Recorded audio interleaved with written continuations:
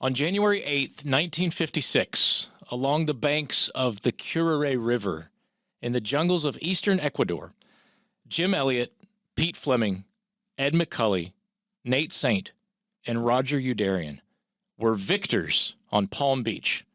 That's the title of today's episode of Pocketing God's Promises. Welcome to Pocketing God's Promises, a practical podcast where we consider inspiring stories of missionaries and gospel workers of the past and reflect on timeless truths that still transform our lives today. Whether you're a pastor, parent, missionary, or another believer seeking to live a life of deeper consecration to Christ, this podcast is for you. Join us as we learn from these examples of the past to take God at His word today. I'm John Crocker. And this is Tim Berry. 2 weeks ago on Pocketing God's Promises, we began the story of Jim Elliot, Pete Fleming, Ed McCully, Nate Saint, and Roger Youderian.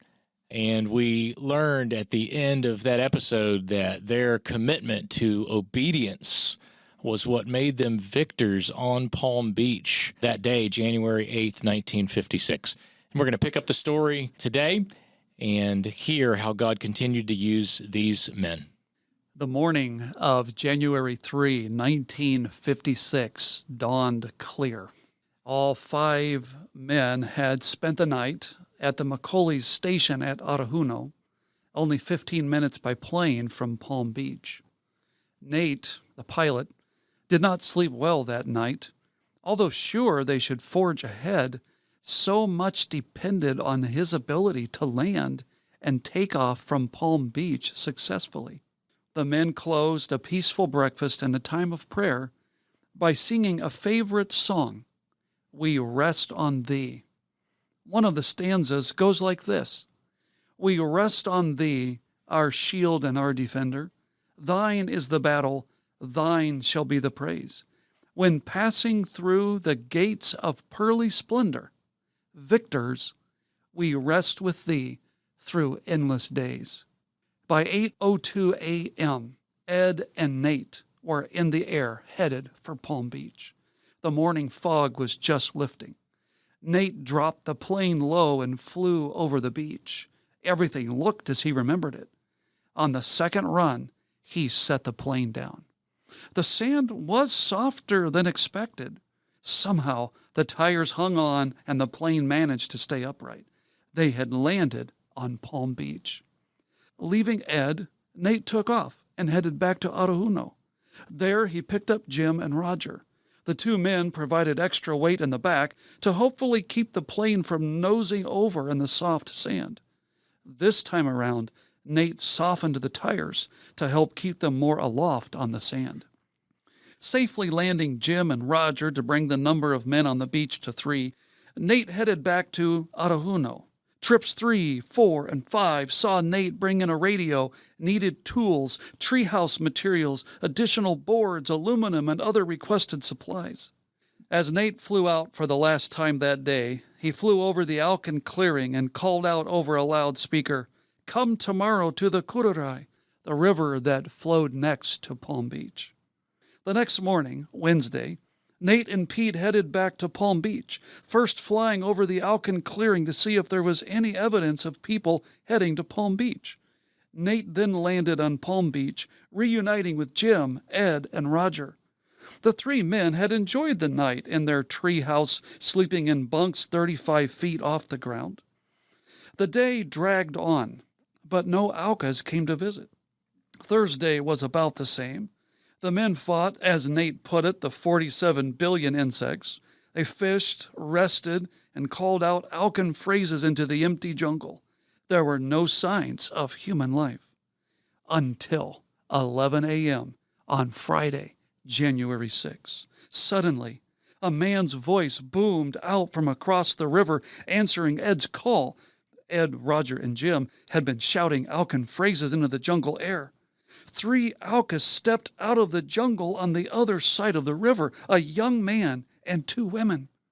Jim waded over and led them across the river, greeting them with "Puinani," welcome, in the Alcan language. As the men used their limited vocabulary and friendly gestures to communicate, their visitors relaxed. The men showed their visitors things like rubber bands, balloons, and yo-yos, and fed them lemonade and hamburgers. They even took the Alcan man, whom they nicknamed George, on a flight in the airplane so that he could see his countrymen and his village below. George would lean out of the airplane, yell and wave just like he had seen the missionaries doing. The visit was going well. The missionaries even tried to explain to George how to clear land for an airstrip so they could land nearer his village. Their visitors eventually left. Nate and Pete flew back to Arajuno. The missionaries were ecstatic. The visit had gone better than they could have ever imagined. The Aucas clearly understood that these foreigners were friends. Saturday was uneventful, with no visitors. As Nate and Pete climbed into his Piper Cub airplane Sunday morning, January 8, 1956, Pete called, "So long, girls, pray. I believe today's the day." His words were truer than he knew. Circling over the Alcan clearing that morning, Nate spotted a group of men headed toward the Curaray. No doubt they were headed for Palm Beach. As Nate landed the plane on the beach, he told the men, "This is it, guys. They're on the way." Nate made contact via radio with his wife Marge at 12:30 p.m. to update her on the exciting turn of events. "We'll contact you next at 4:30. These were the last words she heard. 4:30 came and went. No call.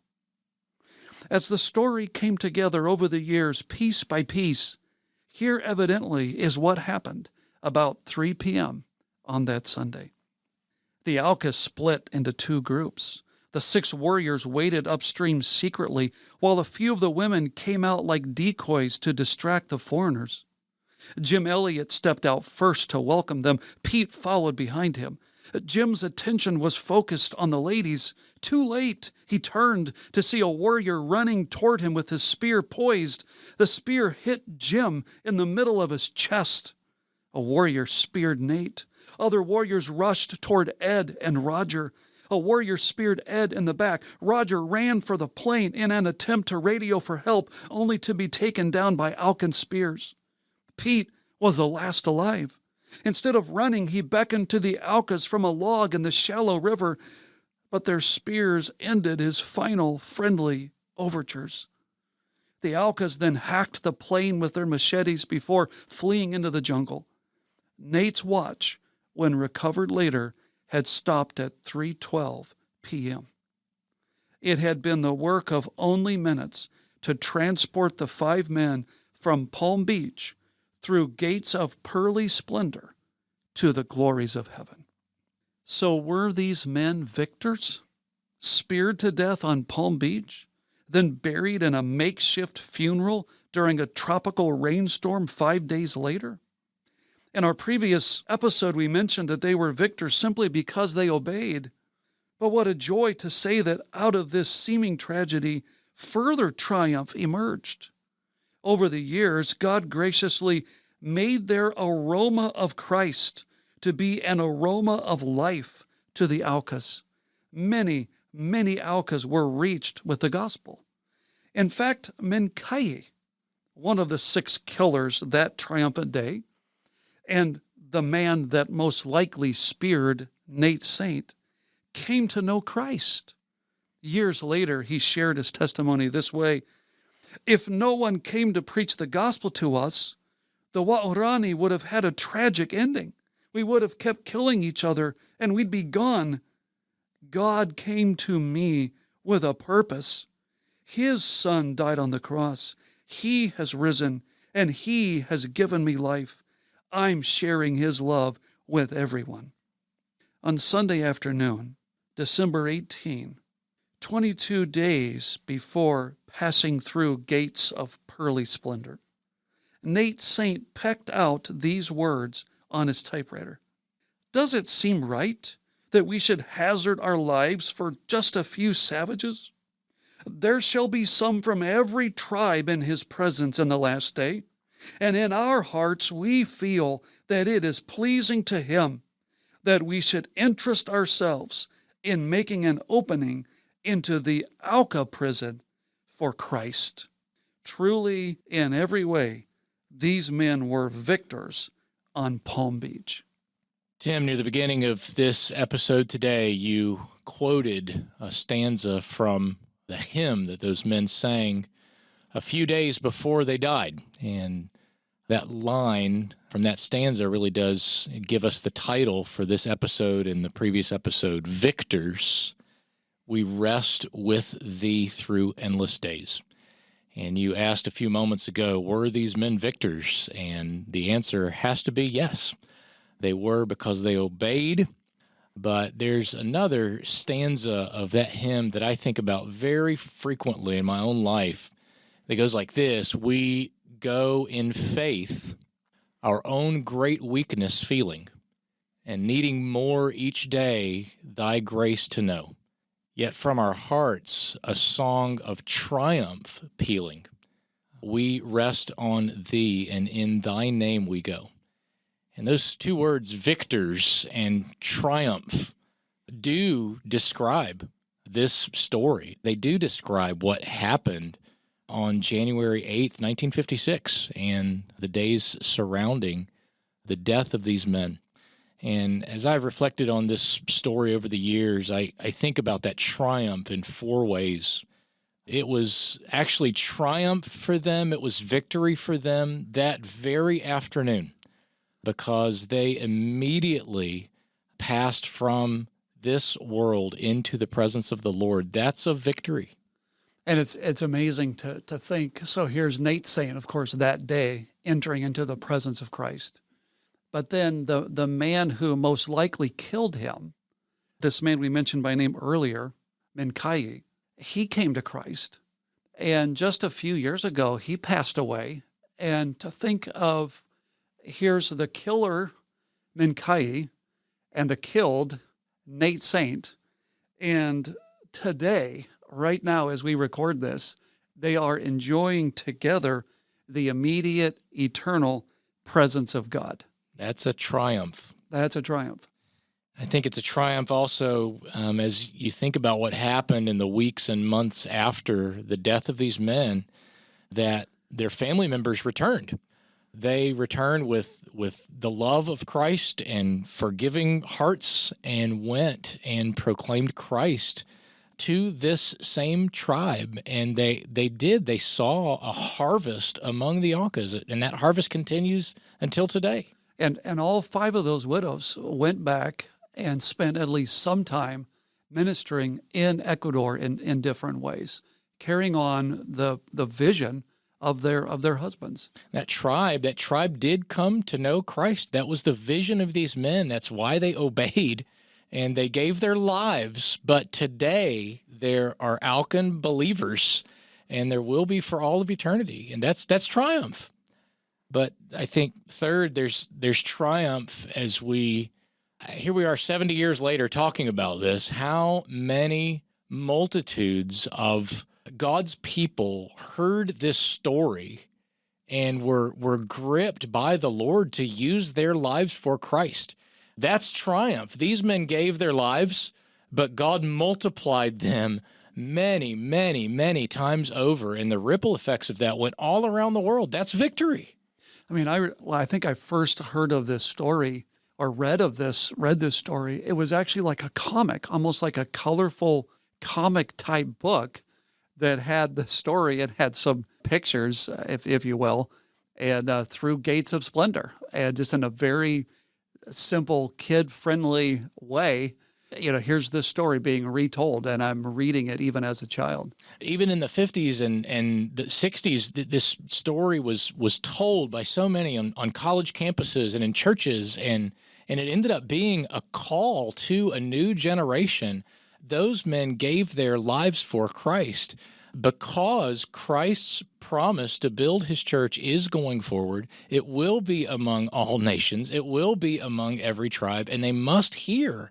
And God used that to multiply the effects of these men's lives beyond what they ever would have imagined. That is a triumph. But I also think, just as I'm thinking about the victory and the triumph of this story, you cannot even stop with that. because there is a day coming. There is a day coming when those 5 bodies pierced by savage spears will be raised incorruptible. And that's part of the triumph too. The corruption, the decay is only temporary. They're asleep, but one day they will hear the voice of the Son of God and be raised incorruptible forever. And that's even more remarkable as you research this and read about it. Only 4 of the bodies were actually recovered and buried there on Palm Beach. Ed's body was never recovered. But whether recovered and buried or whether lost down the Ecuador River, all 5 of those bodies are going to be resurrected someday. Jesus will find it. He's going to find that body. Absolutely. Oh, very good. Well, as we wrap this up, these 2 episodes, this really continues to be such a fresh and engaging story for our hearts. And I think I'm thinking about children that are listening to this today and young people and adults and parents. You think about this triumph. Think about this victory. Think about the ripple effects of these men and their ministries. It goes on after 7 decades, and how we need another generation of people who love not their lives even unto death, and are willing to take the gospel to places like this. There are tribes, there are places all around this world still that have still not heard the name of Christ. And what an opportunity, what a joy to take the gospel to those places and see this triumph of Christ begun in dark places in this world. And that could be you listening to this today. Christ could use you to begin this victory in a new place if you would put your lives in his hands and say, "Here am I, send me."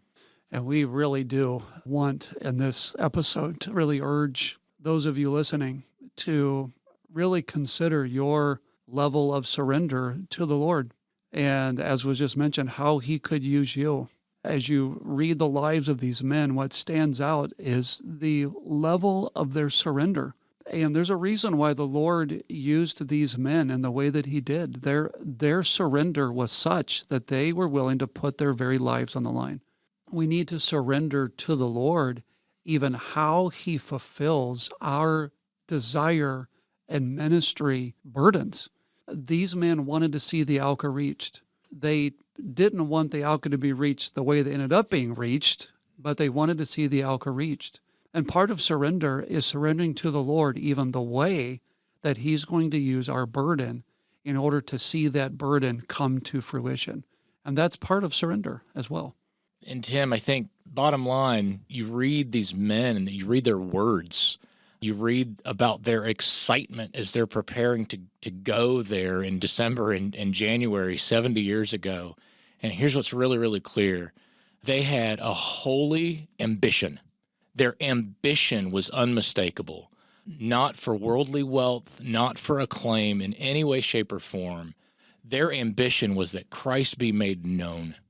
And Christ was made known and continues to be made known as a result of these men and their consecration to Christ. Again, not as they were expecting, like you said, but yes, Christ was made known. He continues to be made known. And it is because they had this ambition. And that's why Christ made them victors there on Palm Beach.